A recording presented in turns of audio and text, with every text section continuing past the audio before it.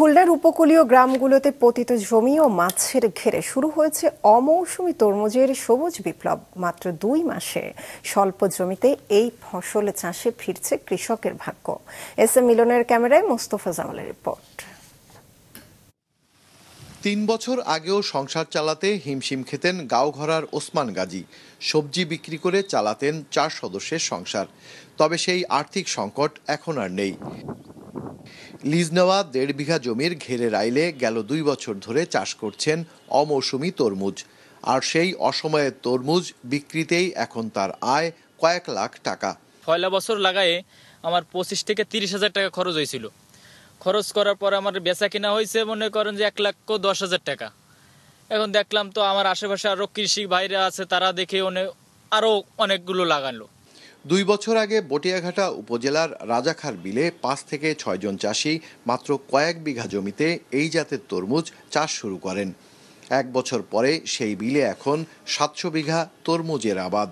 প্রথমে করলা, উস্তে এই জাতীয় ফসল লাগাতাম, তখন দেখি যে এর থেকেও অনেক লাভবান ফসল হচ্ছে তরমুজ। গাছ রয়েছে 1000 গাছ, 1000 গাছে মিনিমাম আমি 2 লক্ষ টাকা বিক্রি করব।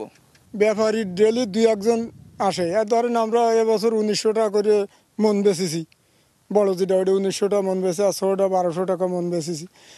জলবায়ু পরিবর্তনের ফলে দ্রুত পরিবর্তনশীল উপকূলীয় জমি ও আবহাওয়াতে কৃষি অভিযোজনের অন্যতম অর্থকরী ফসল হিসেবে বিবেচিত হচ্ছে অমৌসুমী তরমুজ।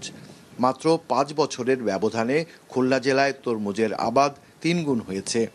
বিসিআরএল প্রকল্পের আওতায় একটি স্কুল পরিচালনা করেছি। সেখানে বিভিন্ন রোগ, পোকামাকড় এবং জৈব বালাইনাশকের ব্যবহার কিভাবে করা যায় সেই সমস্ত বিষয়গুলা আমরা কৃষকদেরকে এই আমাদের 7টা সেশনের মাধ্যমে আমরা প্রশিক্ষণ দিয়েছি। অর্থনৈতিকভাবে কৃষক লাভবান হচ্ছে এবং অর্থনৈতিকভাবে লাভবান হওয়াতে এই এলাকার যে কৃষি অর্থনীতি, এই গ্রামের যে কৃষি অর্থনীতি, এই কৃষি অর্থনীতি অলরেডি চেঞ্জ হতে শুরু করেছে।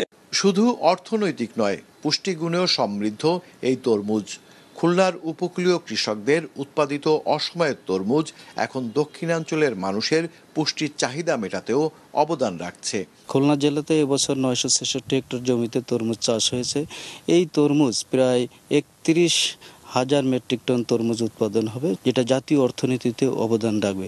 কৃষকরা এবছর প্রায় 110 কোটি টাকার তরমুজ বিক্রি করতে পারবেন বলে আশা করছে কৃষি বিভাগ। মোস্তফা জামাল, মাছরাঙা সংবাদ, খুলনা।